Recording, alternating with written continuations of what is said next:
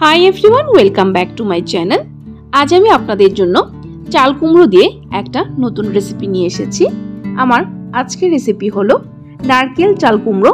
এই রেসিপিটি কিন্তু খেতে খুবই দুর্দান্ত লাগে আর একদমই নিরামিষ রেসিপি, খুবই কম উপকরণ এবং সিম্পল ভাবে তৈরি করে দেখাবো।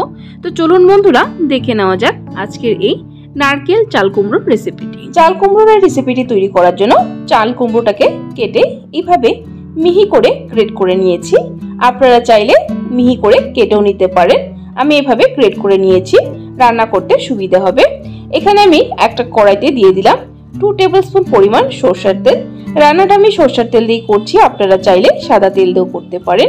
তেলটা গরম হয়ে গেলে এর মধ্যে দিয়ে দিব একটা শুকনো লঙ্কা চিড়ে আর দিয়ে দিব একটা তেজপাতা। শুকনো লঙ্কা আর তেজপাতাটাকে 10 থেকে 15 সেকেন্ড ধরে ভেজে তারপর এর মধ্যে দিয়ে দিব হাফ টিস্পুন পরিমাণ গোটা জিরে। জিরেটাকে দিয়েও একটু সময় ভেজে নেব। তারপর দিয়ে দিব এর মধ্যে গ্রেট করে রাখা চাল কুমড়োগুলো। দেখুন বন্ধুরা, চাল কুমড়ো আমি দিয়ে দিয়েছি। এখন এর মধ্যে দিয়ে দিলাম স্বাদ মতো নুন। নুনটাকে দিয়ে ভালো করে নেড়ে চেড়ে নেব। ভালো করে নেড়ে চেড়ে নিয়েছি। এখন ঢাকা দিয়ে চাল কুমড়োটাকে সেদ্ধ করে নেব। 10 মিনিট পর ফিরে আসছি। ঠিক 10 মিনিট হয়ে গেছে। দেখুন ঢাকনাটা তুলে দিয়েছি।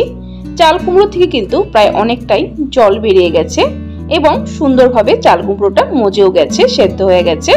এখন এর মধ্যে দিয়ে দিলাম 2টো কাঁচা লঙ্কা চিড়ে। তারপর এর মধ্যে দিয়ে দিব হাফ টিস্পুন পরিমাণ হলুদ গুঁড়ো। হলুদ গুঁড়োর পরিমাণটা কিন্তু খুবই কম ইউজ করবে। হলুদ গুঁড়োটাকে দিয়ে একটু সময় রান্না করে নেব। দেখুন কুমড়োটাকে অল্প সময় রান্না করে নিয়েছি। তারপর এর মধ্যে দিয়ে দিলাম নারকেল কোড়ানো। প্রায় 2 টেবিলস্পুন পরিমাণ নারকেল কোড়ানো দিয়েছি। নারকেলটাকে দিয়ে ভালো করে নেড়ে চেড়ে একটু সময় রান্না করে নেব। প্রায় 1 থেকে 2 মিনিট সময় রান্না করে নেব।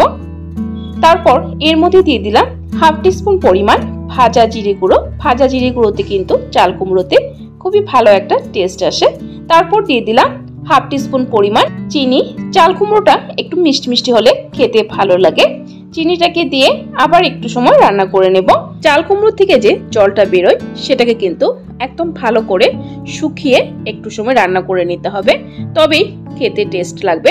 দেখুন আমার চাল কুমড়োটা তৈরি হয়ে গেছে, একদম শুকিয়ে গেছে জলটা। এখন গ্যাসের ফ্লেমটা বন্ধ করে দেব, তারপর পরিবেশন করে নেব। চাল কুমড়োর এই রেসিপিটি কিন্তু খেতে দুর্দান্ত লাগে।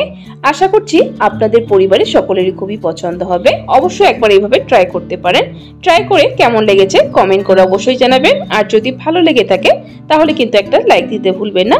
আরো এরকম রেসিপির আপডেট পাওয়ার জন্য আমার চ্যানেলটাকে সাবস্ক্রাইব করে দিবেন। সাবস্ক্রাইব করে পাশে থাকা বেল আইকনটা ক্লিক করে অল করে দিবেন। তাহলে আমার চ্যানেলে যখনই কোনো নতুন রেসিপি আসবে নোটিফিকেশন আপনাদের কাছে পৌঁছে যাবে। ভিডিওটি সম্পূর্ণ দেখার জন্য অসংখ্য ধন্যবাদ।